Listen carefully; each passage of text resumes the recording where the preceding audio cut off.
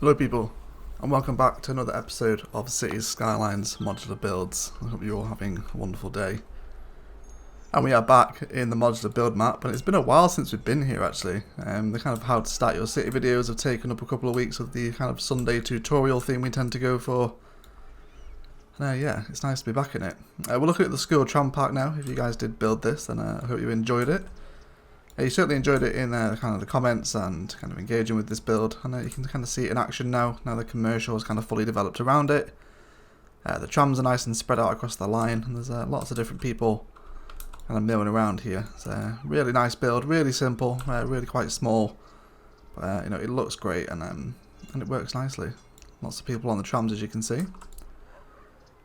But yeah. In today's modular build, we are going to be working on a canal side housing estate that is really good to place within your downtown. It's going to be kind of similar to what we did here, but you know, a lot more decorative. There have been a couple of requests for modular builds for farms. I am still working on that. I want to make sure it's kind of as refined as possible before I put it out. But you know, we will do a farmland, and again, if any of you guys have any other suggestions or requests, please do let me know in the comments below of these episodes. Okay, so for this particular modular build, we are going to need the mass transit and mass transit is essential because we need the canals. So we have a lot of different types here. We'll discuss how to use them in a moment, and you'll also, well, it's not necessary, but green cities will make this thing look a lot better. But it is not essential for the particular build. So, obviously if we're using canals, we need to be near a water source. So this is ideal to be placed kind of along a river. Maybe you have a river running through your downtown and you're kind of bored zoning all the way along it and you want something a little different just to help stand out. This will be ideal for that. So, you're going to want to terraform the land a little bit first. You're going to come over to your level terrain tool. If you're not playing with better landscaping mod, then you won't see this options here. You'll just have a little kind of 3-step thing in the bottom and different size brushes. Just play with it. You're going to right click with your level terrain tool, and that's going to set the terrain you want to level out to. And then we're going to paint out an area. We want this to be as level as possible. So we can bring it up to the river. Right about there. That'll do nicely. Let's make sure it's all nice and flat. I'm going to mark out a fairly big area for it because this thing is a fairly chunky build. Okay, so we've got a nice smooth flat plane to build this thing on. Okay, so once you've kind of terraformed your land, we're going to come ahead and grab our shallow canal, and we're going to click on the riverbank, and then we're just going to draw this up by a distance of 10 tiles, which is a cost of 100, and drop it in. Now we're going to switch from the small canal to the medium canal, and again, thanks to Easy Kyle for the tip on the live stream for this on Saturday, super useful. With the medium canal, we're going to draw out by a distance of 20 or 200 construction cost, and drop that in right there. Then from this point, we're going to go out to the left and right, or top and bottom, depending which angle you're looking at it, by a cost of 20 tiles again, and then we're going to come up by 20 further tiles in each direction of these points. Like that. Alright. Then you can also kind of mimic this along here if you want. You can kind of see where you drew these initial ones in.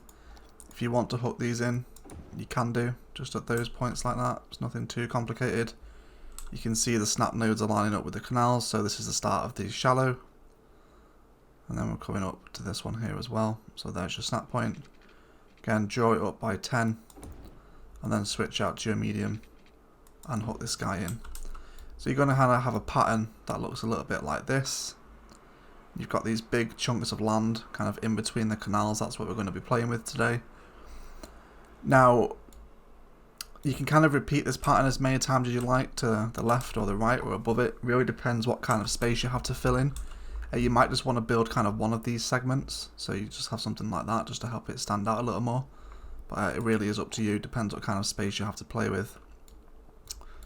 Alright, so now we're going to have a little look at the roads. I'm going to use the 2-lane road with trees. It is up to you which one you want to use, as long as it is a 2-lane.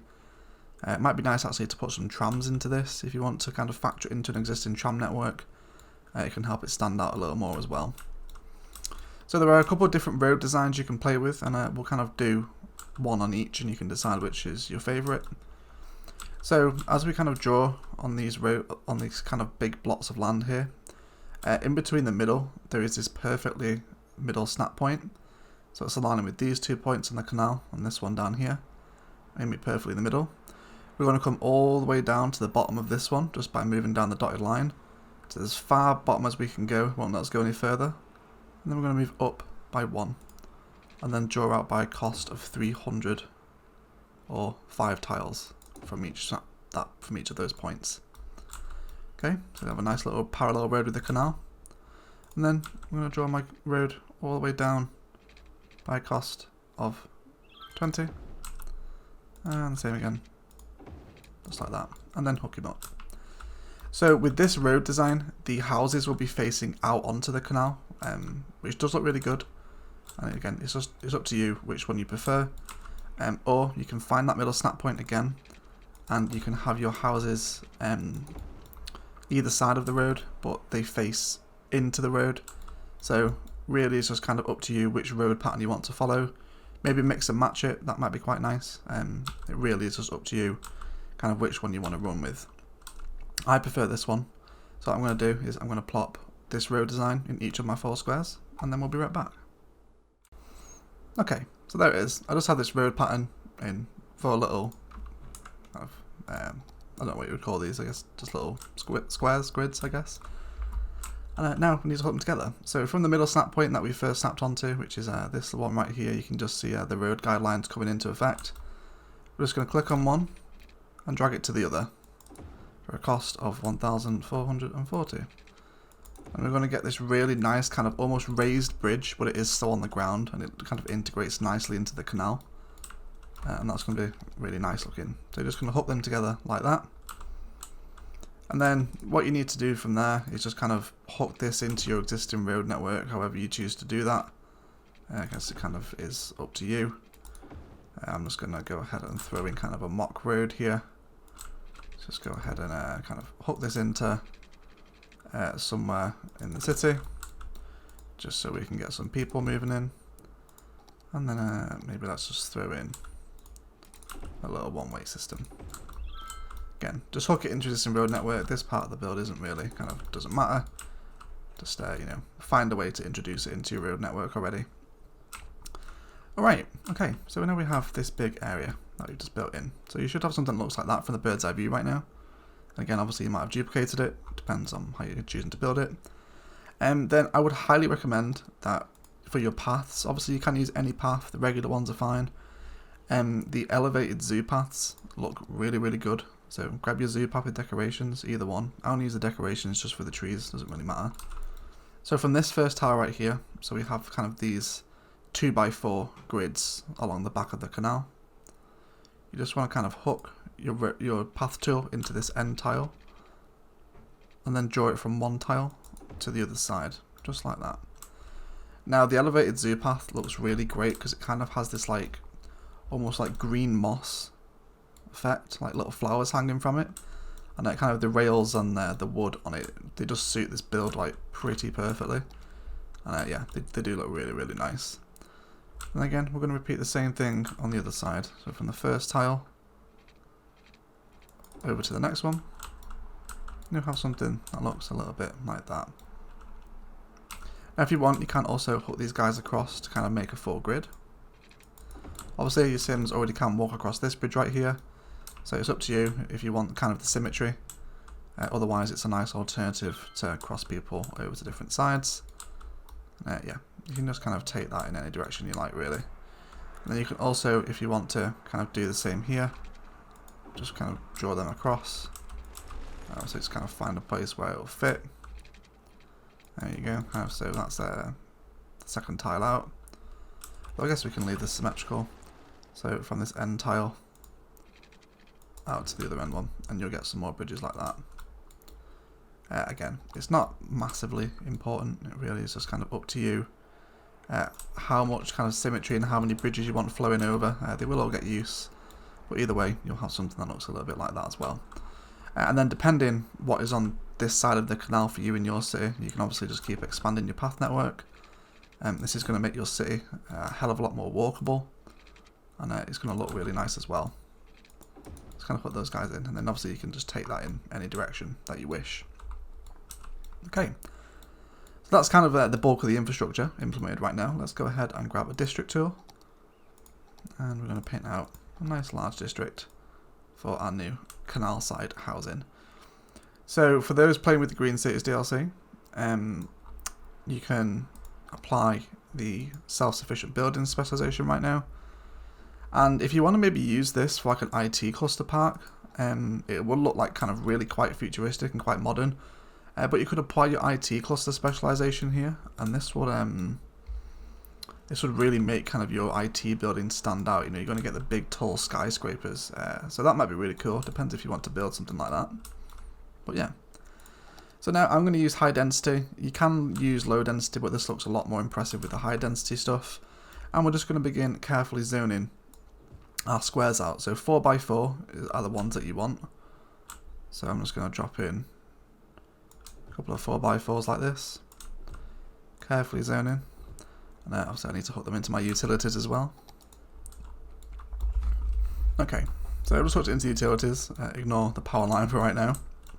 And we'll kind of discuss what else we can throw in here. So obviously we have some housing coming in. However, you can just do this totally housing if you like. It really is kind of up to you what you want to do with it. However, it is nice also to throw in a couple of little park assets. So the dog park will work really nicely here. However, you will break your 4x4, so just bear that in mind if that bothers you. Also, the basketball court will fit in really nicely. We can maybe plop this in right over here. So just place in a couple of the already existing park assets. It really is kind of up to you. The botanical gardens will actually fill an entire square, but may look a little bit weird just kind of out there by itself. Tropical garden would also look great. You can plop this in. Maybe some of the medical buildings, maybe throw in a sauna in here if you like. There really is kind of a whole bunch of different things you can do just to help kind of create that nice neighborhood community. And again, I'm going to keep my 4x4s. You notice that we've left space here for paths to run through, and we'll kind of talk about that in a minute as they grow. Okay, I'm just going to keep this guys growing. Of course, power will need to kind of hook through. Obviously, you'll hook this into your main power grid kind of as the city grows, but for right now, you'll just have to hook it into a pretend network like I'm doing. But yeah, we'll slowly see this thing go together, and you'll see kind of as assets build. You can also go ahead and throw on the local and organic produce specialization if you want to add some commercial into this. Maybe kind of these tiles here that we didn't use either side of the bridge would be good for some nice little commercial stores. Let's kind of get some of these in. So we're kind of looking a little bit like this. You know, these buildings will look really nice up alongside all this canal side features as well. It'll look really, really sweet. Those guys will be hooking through now, we can delete that. And yeah, you just want to kind of carry on zoning up, so that's what I'm going to do. I want to zone up and fill in the rest of my squares, and we'll come back and see kind of how it looks before some detailing. Okay guys, so I finished in zoning all my stuff. Unfortunately, a building is on fire. There we go, that's fine. There's usually a fire in my cities. But you can kind of see how these smaller local organic produce commercial slots develop. They look really great. You're going to get some electric car charging points in here. Some like little fruit markets. They look really, really nice. You get a couple of little small buildings like this as well. So definitely factor some of them in. So you've got some more along here as well. Along here. I added in a basketball court, tropical garden, Japanese garden. And yeah, of course, the building's on fire. Literally couldn't write it as I'm recording. This wonderful little green build, it's burning down. So yeah, we're going to jump into the old detailing time lapse now. Throw in some nice props around here, lots of trees. Tidy up these kind of very blunt looking shorelines here a little bit. And then we'll come back into a nice outro tag and kind of see how the finished product looks. So we'll, as always, be right back.